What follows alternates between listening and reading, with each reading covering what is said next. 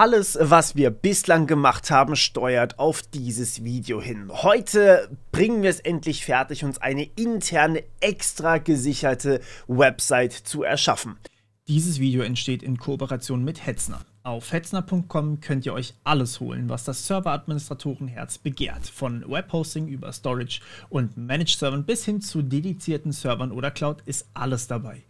Für diese Tutorials nutzen wir einen dedizierten, sehr leistungsstarken AX41 Server mit 6 Kernen und 64 GB RAM.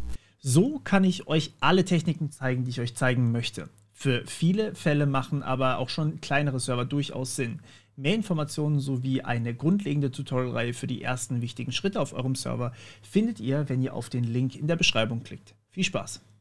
Und ja, ich will das Thema ganz kurz motivieren. Also sagen wir mal Folgendes. Wir haben ein internes System. Ja? Wir haben zum Beispiel eine öffentlich erreichbare Website, die soll für jeden zugänglich sein. Und wir haben eine Website, die nur intern verfügbar sein soll. Zum Beispiel ein GitLab, wo wir, oder ein Git, irgendwas wo wir interne Services drauf haben. Sowas wie zum Beispiel ein GitLab eben, wo wir unseren Code drauf pushen, wo jeder irgendwie seinen Account hat, aber wir wollen eben dieses extra bisschen Security haben, dass man sich nur, wenn man auch wirklich in den VPN sich reintunneln kann, dass man nur dann auch wirklich mit unserem GitLab arbeiten kann. Es ist natürlich nicht beschränkt auf GitLab, das ist für alles möglich. Da könnt ihr auch Passwortmanager hinpacken, da könnt ihr grundsätzlich Administrationstools reinpacken, da könnt ihr eigentlich alles mitmachen. Und ja, alles, was nicht für die Öffentlichkeit bestimmt ist, das heißt alles, was nur für die Mitarbeiter bestimmt ist, sollte auch innerhalb des VPN-Netzes liegen.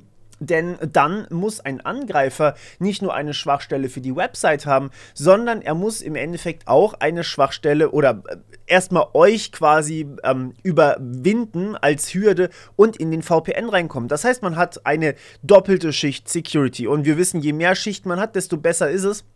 Verlasst euch aber nicht drauf, dass ein Angreifer nicht in den VPN reinkommen kann. Das hat sich ja schon häufiger als, sagen wir, schwierig oder zwar schwierig, aber nicht unmöglich erwiesen. Ja, gut, also in meinem Fall ist das einfach nur eine ganz normale Nginx Website, also die Standard Nginx Website, die wir hier in diesem Debian Website Container hier gestartet haben. Und der läuft als VLAN 111 in unserer OpenSense drin. Also ich zeichne das nochmal ganz kurz hier für euch auf.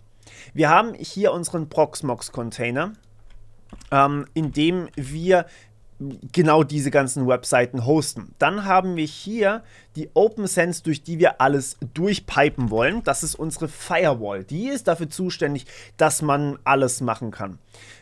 Oder dass man im Endeffekt auch Zugriff auf diese ganzen VMs bekommt. Proxmox ist hingegen öffentlich verfügbar und alles, was reinkommt, weil wir nur eine IPv4 haben, alles, was reinkommt, läuft erstmal über Proxmox und, also IPv4 zumindest, und wird dann weitergeleitet an die OpenSense. Und hier drin, also es läuft sowieso alles über Proxmox, weil Proxmox der Host ist, also nevermind. Und hier drin in der OpenSense wird dann geschaut, okay, darf derjenige gerade all das eigentlich tun? Zum Beispiel haben wir hier eine öffentliche Website, die für alle erreichbar sein soll.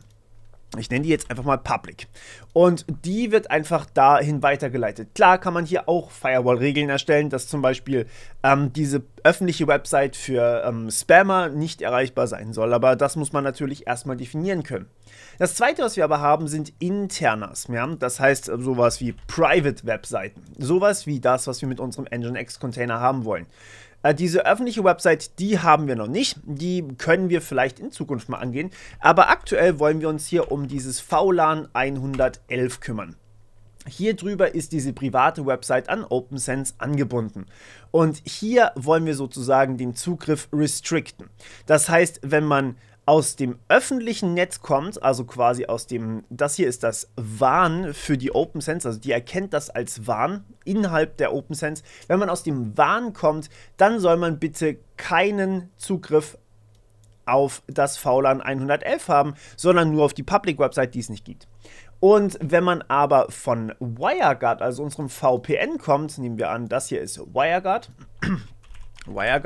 dann soll man bitte auf das VLAN 111 zugreifen, denn wir gehen davon zugreifen können, denn wir gehen davon aus, dass niemand außer unseren Mitarbeitern ja, über diesen WireGuard-Tunnel in unser System reinkommt. Das ist unser Setup. Das haben wir schon alles soweit aufgesetzt. Jetzt müssen wir nur noch hinkriegen, dass diese Website, diese Private-Website hier, nicht für alle verfügbar ist, außer für die Leute eben, die über WireGuard kommen. Und das machen wir heute. Lange Herleitung, es tut mir leid, aber wie gesagt, ich muss euch auch ein bisschen den Sinn hinten dran erklären. Das hier ist die Private-Website. Das ist unsere OpenSense, das hier ist das VLAN 111. Wir haben diese ganzen Regeln hier schon mal definiert. Diese Website habt ihr übrigens noch nicht gehostet, das habe ich zwischen den Aufnahmen gemacht und die ist aktuell erreichbar über diese IP hier oben. Achtet darauf, das ist HTTP, ja. Wir haben hier kein Zertifikat aktuell auf dieser Website, ich habe das einfach nur mal so gehostet. Und für das VLAN 111 ist einfach ein Pass drin. Das heißt, hier kann man einfach alles erlauben, was reinkommt. Wir wollen hier nicht wirklich was filtern. Für das WAN ist aktuell auch alles erlaubt. Und das ist das, was sich ändern wird. Für WireGuard ist auch alles erlaubt. Und dabei lassen wir es auch erstmal. So, für das WAN sagen wir jetzt hier Folgendes. Bitte macht doch mal hier Folgendes. Blockt doch alles. Außer, also wir machen erstmal eine neue Regel, blockt doch bitte alles, ja. Wir wollen alles blocken, was reinkommt. Das heißt, was aus dem WAN-Interface, ich switche mal kurz hier rüber, was hier quasi in diese Richtung, was hier reinkommt, das wollen wir, also in die OpenSense reinkommt, das wollen wir hier blocken. Und das wäre IPv4 und IPv6-Traffic, das ist uns völlig egal. Und wo es herkommt, das interessiert uns eigentlich relativ wenig. Wir wollen ja einfach alle blocken, die über WAN reinkommen, aber wir wollen sie nicht überall hin blocken. Wir wollen sie nur dann blocken, wenn sie hier quasi rausgehen. Ja? Also quasi, wenn sie hier auf das VLAN gehen, dann sollen sie geblockt werden. Wenn sie hier auf Public gehen, dann sollen sie nicht geblockt werden. Und das ist quasi hier die Unterscheidung, die wir treffen. Wir setzen hier eine Destination auf das VLAN 111 Net. Eigentlich müsste ich das nicht als neue Regel machen. Wir können eigentlich auch die bestehende Regel ändern, ne? Egal, machen wir trotzdem so. Okay. Nein, wir lassen sogar tatsächlich hier Folgendes drin. Wir sagen einfach, wir blocken grundsätzlich alles. Ja, dann haben wir zumindest mal das Verständnis, okay, hier wird jetzt alles geblockt. Und lassen diese Regel hier drin. Die beiden widersprechen sich natürlich kolossal. Ja? Diese beiden Regeln hier, also die oberste und die unterste, das hier ist eine Out-Regel, die können wir eigentlich quasi ignorieren. Und wir schieben diese Regel jetzt davor. Dann haben wir, diese Regel, diese Regel hier vor diese Regel. So, genau so rum war das. Ich habe die falsche anmarkiert gehabt. So, also die beiden widersprechen sich hier jetzt komplett. Wir sagen hier einmal, erlaub alles, also ein Pass für egal woher, egal welcher Port, egal wohin, egal auf welchen Port, egal welches Gateway, egal wann das Ganze sein soll. Wir erlauben einfach alles, auch egal welches Protokoll. Und hier unten sagen wir verbieten alles, egal wohin, egal von wo, egal was, ja. Und das widerspricht sich natürlich offensichtlich. Was wir jetzt allerdings machen, ist Folgendes. Bei einer Firewall wird immer geguckt, welche eigentlich als erstes gematcht wird. Also man kann das umstellen. Wir haben hier einmal First Match und Last Match. Das sind die beiden Blitze hier. Hier sehen wir einmal, das wird First Match gemacht und das wird auch First Match gemacht. Und wir sagen hier drin, okay, wir nehmen uns von oben nach unten jede Regel, und deswegen konnte ich die auch gerade verschieben. Jede Regel gehen wir einmal durch und wenn die auf uns zutrifft, dann wird die angewendet. Das heißt, aktuell ist es so, also wenn ich das jetzt applyen würde, aktuell wäre das so, wir gucken auf der obersten Regel, passt das? Und die oberste Regel besagt, egal woher du kommst, egal wohin du willst, pass. Ja, wir erlauben alles.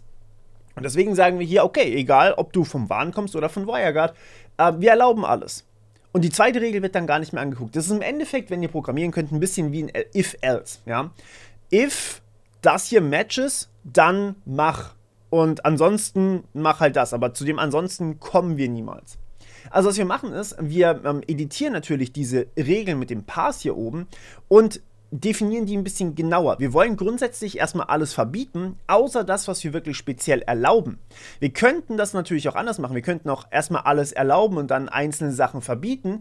Aber das ist ein bisschen schwierig, weil man kann das natürlich machen, aber vielleicht vergisst man Dinge. Vielleicht erlaubt man aus Versehen oder verbietet Sachen nicht, die man eigentlich verbieten möchte, und dann hat man schon seine erste Schwachstelle. Und deswegen grundsätzlich alles verbieten und dann explizit Dinge erlauben, ist die viel, viel bessere Herangehensweise hier. Also was wir machen ist, wir spezifizieren die Pass-Rule. Ja? Wir spezifizieren, dass man hier überhaupt irgendwo hindurchkommen soll. Und das wäre dann bei der Destination, also Source, da wo wir herkommen quasi, das kann ich hier nicht wirklich definieren, weil, naja, ich müsste eben hier einige IP-Ranges angeben und aktuell möchte ich irgendwie jeden erlauben, auf meine Public-Webseite, die hier zuzugreifen und nur die Private eben ausschließen. Also was wir machen ist, wir setzen bei Destination und wir merken, ja gut, wir können hier gar nichts erlauben, weil wir ja noch keine Public Website haben. Also was wir machen ist, wir disablen diese Rule. Ja? Wir sagen hier, okay, das soll nicht mehr erlaubt sein. Und damit würden wir sowieso alles komplett sperren. Was wir jetzt allerdings trotzdem machen ist, wir erlauben, dass wir auf die Destination This Firewall kommen. Das heißt, man soll diese OpenSense noch weiterhin über das öffentliche Internet ansprechen können, also über das WAN-Interface. Das heißt, wir verbieten nicht den Traffic rein zur OpenSense, sondern wir verbieten ihn nur überall anders hin. Das heißt, wir können nicht mehr auf unser VLAN 111, Public haben wir nicht, und die OpenSense an sich kann auch nochmal speziell angesprochen werden. Das ist für uns in Ordnung, weil ich muss das Ding irgendwie gerade leichter euch administrieren lassen können. Grundsätzlich, also hier vielleicht kurzer Disclaimer an der Stelle, grundsätzlich würde man die OpenSense hinter WireGuard stellen. Das heißt, von dem WAN ist die OpenSense am Ende auch nicht mehr erreichbar. Nur über WireGuard kann ich dann auch die OpenSense ansprechen, also so sozusagen. Das wäre erlaubt. Aber wenn ihr das erste Mal macht, dann kann es ein bisschen schwierig sein, wenn ihr das direkt so restriktiv macht, weil am Ende habt ihr irgendwas falsch konfiguriert und ihr könnt über WireGuard auch nicht mehr auf die OpenSense zugreifen. Das wollen wir in dem Fall hier ein bisschen vermeiden, ja, weil ansonsten ist halt ein bisschen alles weg. So, deswegen sagen wir hier, okay, die Destination This Firewall, also die OpenSense, ist für uns in Ordnung. Das soll weiterhin aus diesem öffentlichen WAN, also dem Wide Area Network, hier verfügbar sein. Und alles andere, also da sehen wir ja, alles, was nicht auf diese Firewall geht, alles andere wird gesperrt, weil alles andere passt nicht auf diese Regel, passt also auf diese Regel hier. Und deswegen machen wir hier jetzt mal ein Apply Changes und wir gucken mal, wenn ich hier auf Dashboard gehe, das funktioniert weiterhin wunderbar. Wir gehen hier nochmal auf die Rules, auf unser WAN, das lädt auch wunderbar. Wir können hier auch mal ein Deep Reload machen, funktioniert wunderbar.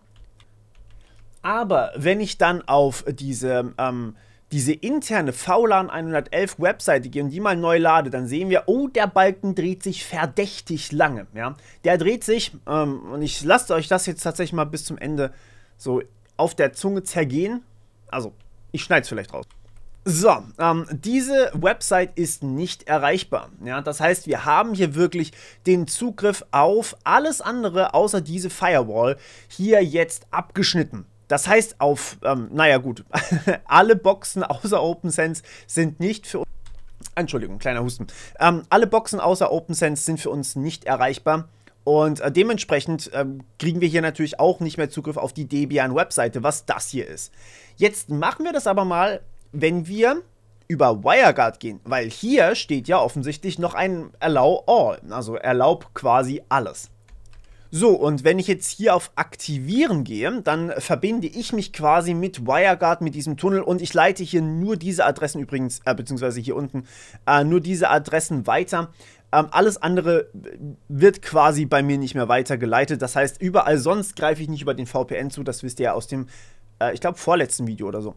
Und wenn wir jetzt hier auf diese Webseite gehen und die mal neu laden, dann ist die in 0, nix wieder da. Das heißt, diese Website hier ist jetzt nur noch innerhalb meines VPNs für mich verfügbar und niemand anders kann drauf zugreifen. Und niemand, der sich nicht mit dem VPN verbinden kann, kann auf diese Website zugreifen. Und das ist im Endeffekt unser Ziel gewesen. Das heißt, wir sind jetzt in der Lage, hier private Dienste zu hosten, die halt nur für ein Unternehmensnetzwerk oder eben nur für euch verfügbar sein sollen. Also sowas wie zum Beispiel GitLab ist immer so ein ganz, ganz tolles Beispiel. Aber eben auch sowas wie Access Control Systeme. was auch immer ihr da verwenden wollt, irgendwie ein Keycloak oder sowas, keine Ahnung. Ihr könnt das theoretisch auch mit einem Matrix machen, wenn ihr einen Matrix-Server irgendwie nur für euch erreichbar machen wollt, aber dann müsst ihr immer mit eurem VPN oder mit WireGuard verbunden sein, damit ihr hier mit chatten könnt. Also ich weiß nicht, ob das so sinnvoll ist. Ihr könnt das mit einer Nextcloud machen, für die Privatanwender zum Beispiel auch eine super Lösung hier, dass man sich in Nextcloud hostet und aber niemand soll darauf zugreifen können, außer die Leute, die eben Zugriff auf den VPN haben. Ist vielleicht auch für manche eine Option. Also da gibt es wahnsinnig viele Möglichkeiten. Die OpenSense würde, wie gesagt, hier auch theoretisch reinspielen, aber ich empfehle euch, das nicht als erstes zu machen. Ich empfehle euch erstmal den Zugriff auf die OpenSense zu erlauben, damit ihr euch nicht aus Versehen komplett selber aussperrt, weil ansonsten müsst ihr über Proxmox reingehen, dann die Firewall deaktivieren und dann geht das auch. Das vielleicht hier an der Stelle nochmal für die, die sich jetzt in diesem Video aus Versehen ausgesperrt haben, geht über Proxmox in die VM der OpenSense rein, deaktiviert die Firewall, setzt die Regel richtig und dann habt ihr auch wieder Zugriff auf die OpenSense. Also nur für die, die das aus Versehen getan haben. Gut, ich hoffe, es hat euch gefallen. Wir hören uns wieder beim nächsten Mal. Bis dann. Ciao.